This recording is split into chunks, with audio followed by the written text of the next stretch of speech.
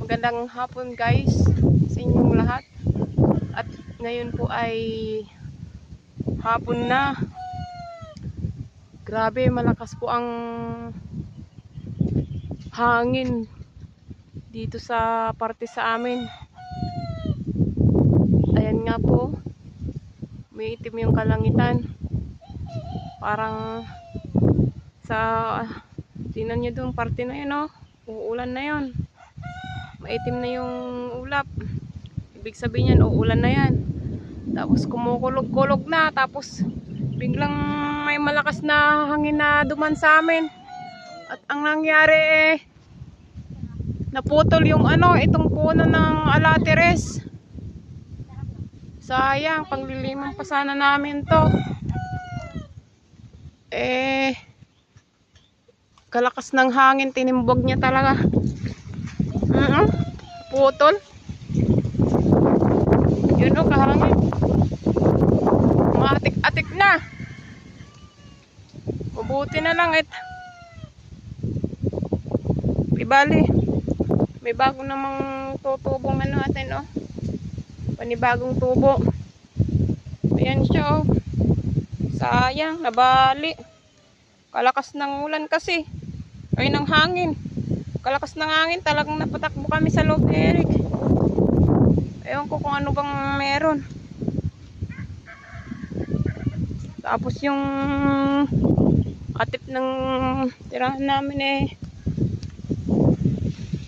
ililipad. So ayan, kunin ko na yung mga hinog. Ayan, oh, kalakas ng hangin niya.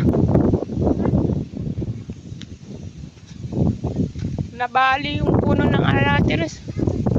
Paglilim pa naman sana namin yan.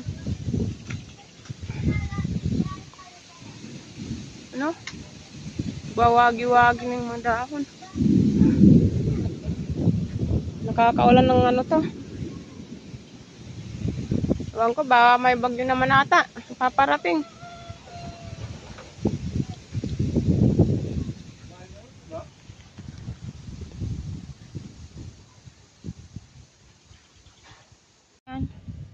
Mga nakuha kong aratilis na hinog.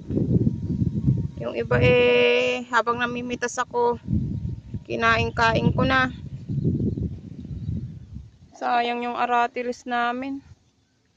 Wala na kaming paglililiman nito. Sa bagay, mayroon namang patubo na bagong rin ng aratilis doon, banda. Street. Ito naman kasing naputol siya yung pahalang to na kung tutuusin gusto ko rin siyang putulin kasi pahiga yung tubo niya.